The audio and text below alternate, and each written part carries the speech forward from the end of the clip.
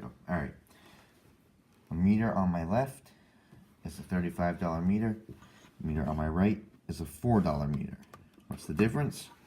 Well, first off, when we turn them on, so we go to the $35 meter, and we're going to set it to 20 volts DC.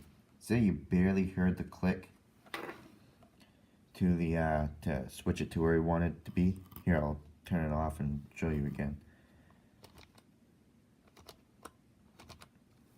Yeah, see here, you barely hear that click. Okay, now listen to this one.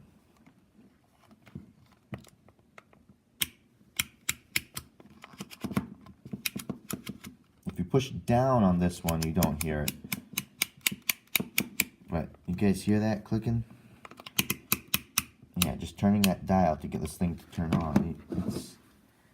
It's very notchy, is what you'd call that, I guess. So, when I first got this $4 meter, it was reading AA batteries at about,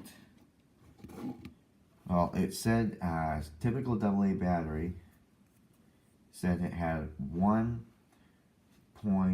actually no, it said it had 7.6 volts, which I was like, that's not right, it's not reading it properly, and it wasn't at first. So I was like, so then I got this one, and this one obviously read everything properly. It read the house voltage properly, read a AA battery properly, it read everything properly. So then I did some experimenting with this one.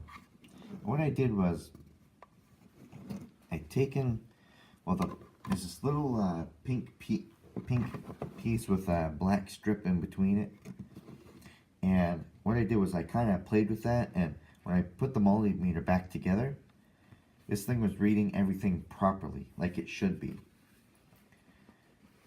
So if you ever get this meter and it's doing that, open it up, look at it, and look at the little pink piece that's right under here. And you might be able to solve your problems with that. It worked for me, it may not work for you. And another difference is that, so if we set it to continuity check, if you hear the beep when I touch these two together, see what's a nice solid beep like that.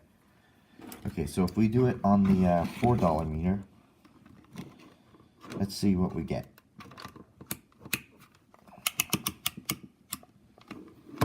So they're typically always going to say 1, but that noise, sounds like a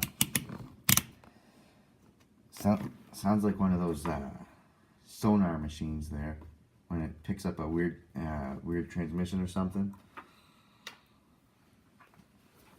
And another thing is with $4 meter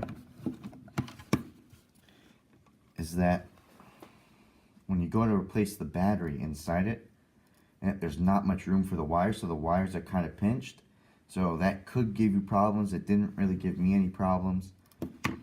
But on the $35 meter, this one, which is really nice, and the battery fit in there just perfectly and everything.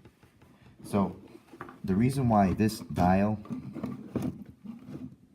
and this dial have different sounds is because this one uses 2 springs, a bearing, and 2 springs, 2 ball bearings, not bearings, but two of the balls that you would see in a bearing, and because it doesn't use an actual bearing, and a ratcheting system.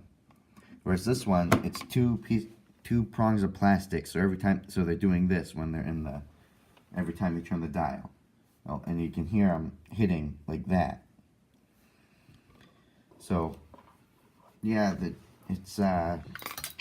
is what it is with meters. I don't recommend you get a cheap meter. I recommend getting one that's at least $15–20 or so. Oh, so you don't have any problems with it. I did tell the company about it. I'm not gonna say the company name because I don't really want to want to put them in the spot or anything, because for all I know, this could be a quality meter. I just happen to get a bad one. Thanks for watching. Be sure to comment, rate. Well, actually, no. Be sure to comment on the video. Oh, give the video a thumbs up if you like what you saw. If you didn't like what you saw, give it a thumbs down. And be sure to subscribe as well. That subscription really helps.